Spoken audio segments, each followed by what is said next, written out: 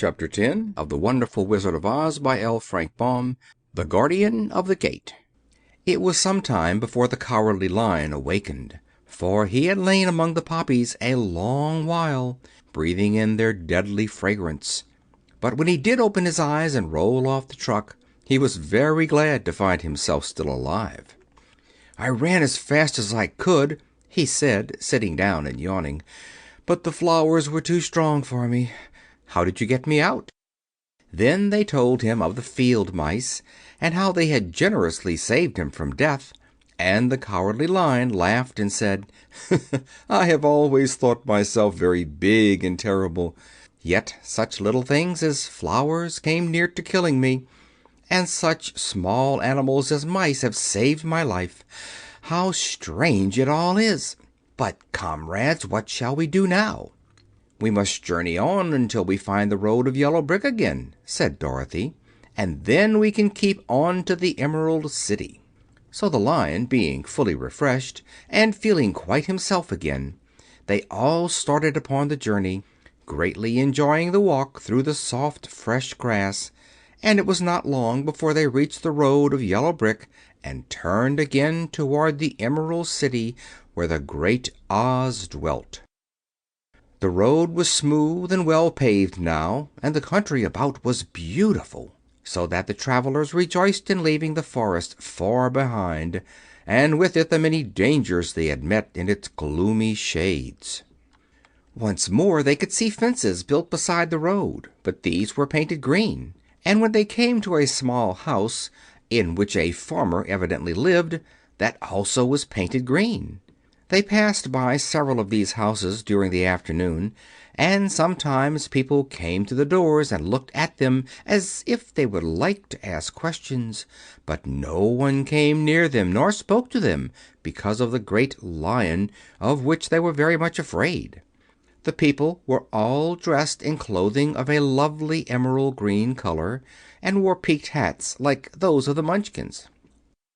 "This must be the Land of Oz," said Dorothy, "and we are surely getting near the Emerald City." "Yes," answered the Scarecrow. "Everything is green here, while in the country of the Munchkins blue was the favorite color. But the people do not seem to be as friendly as the Munchkins, and I'm afraid we shall be unable to find a place to pass the night." "I should like something to eat besides fruit," said the girl, "and I'm sure Toto is nearly starved. Let us stop at the next house and talk to the people." So when they came to a good-sized farmhouse, Dorothy walked boldly up to the door and knocked. A woman opened it just far enough to look out, but said, "What do you want, child, and why is that great Lion with you?" "We wish to pass the night with you, if you will allow us," answered Dorothy.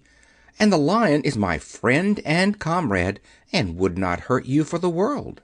"Is he tame?" asked the woman, opening the door a little wider. "Oh, yes," said the girl, "and he is a great coward, too. He will be more afraid of you than you are of him."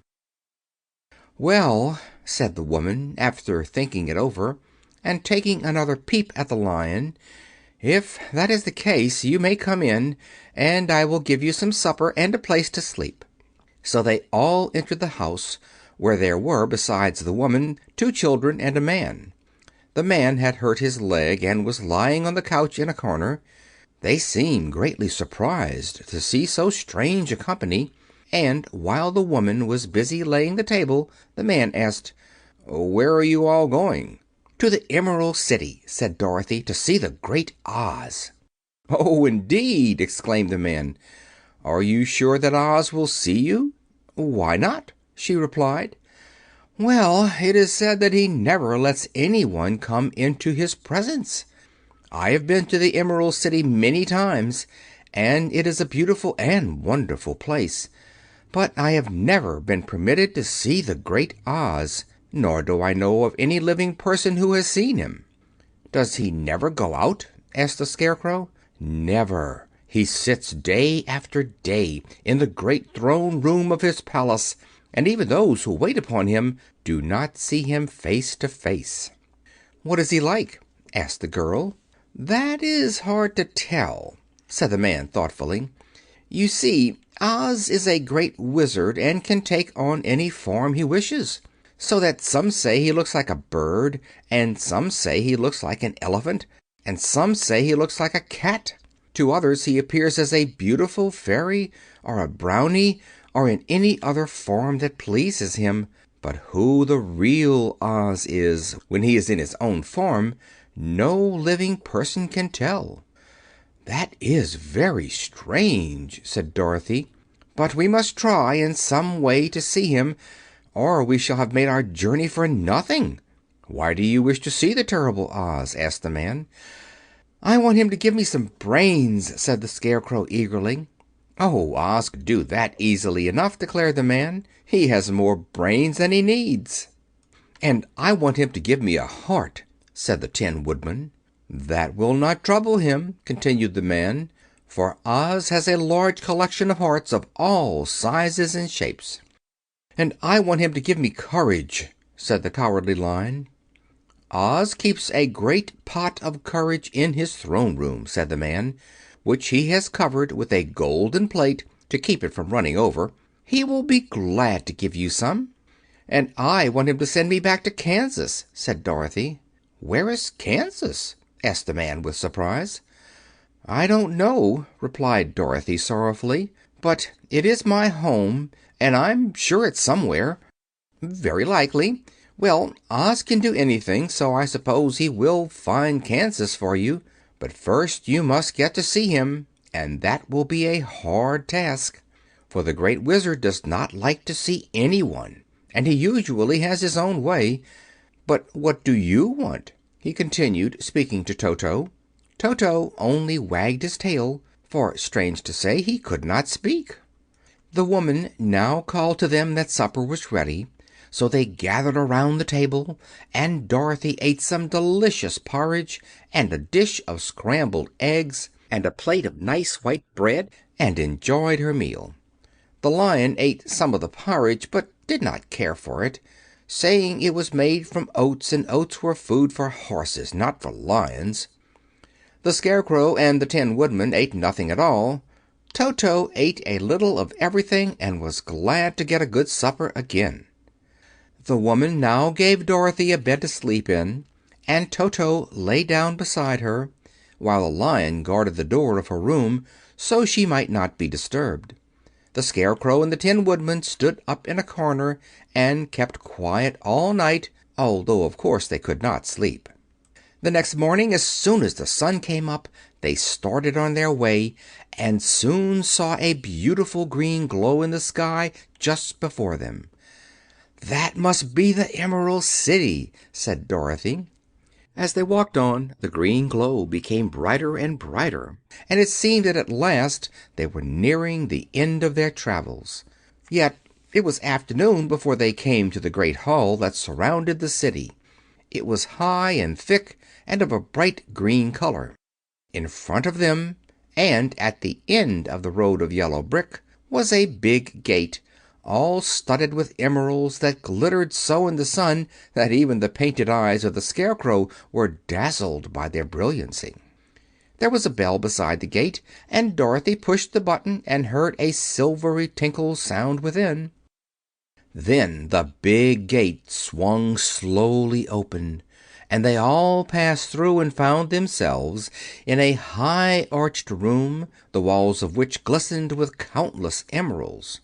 Before them stood a little man about the same size as the Munchkins. He was clothed all in green, from his head to his feet, and even his skin was of a greenish tint, and at his side was a large green box. When he saw Dorothy and her companions, the man asked, "What do you wish in Emerald City?" "We came here to see the great Oz," said Dorothy. The man was so surprised at this answer that he sat down to think it over. "It has been many years since anyone asked me to see Oz," he said, shaking his head in perplexity. "He is powerful and terrible, and if you come on an idle or foolish errand to bother the wise reflections of the Great Wizard, he might be angry and destroy you all in an instant." "But it is not a foolish errand, nor an idle one," replied the Scarecrow. "It is important. and we have been told that Oz is a good wizard." "And so he is," said the Green Man, "and he rules the Emerald City wisely and well. But to those who are not honest, or who approach him from curiosity, he is most terrible, and few have ever dared ask to see his face. I am the Guardian of the Gates, and since you demand to see the Great Oz, I must take you to his palace. But first you must put on the spectacles." "Why?" asked Dorothy. "Because if you do not wear spectacles, the brightness and glory of the Emerald City would blind you. Even those who live in the city must wear spectacles night and day. They are all locked on, for Oz so ordered it when the city was first built, and I have the only key that will unlock them." He opened the big box, and Dorothy saw that it was filled with spectacles of every size and shape. All of them had green glasses in them. The Guardian of the Gates found a pair that would just fit Dorothy and put them over her eyes. There were 2 golden bands fastened to them that passed around the back of her head, where they were locked together by a little key that was at the end of a chain the Guardian of the Gates wore around his neck. When they were on, Dorothy could not take them off had she wished. But of course she did not wish to be blinded by the glare of the Emerald City, so she said nothing. Then the Green Man fitted spectacles for the Scarecrow, and the Tin Woodman, and the Lion, and even on little Toto, and all were locked fast with the key. Then the Guardian of the Gates put on his own glasses and told them he was ready to show them to the palace. Taking a big golden key from a peg on the wall, he opened another gate, and they all followed him through the portal into the streets of the Emerald City. End of chapter 10.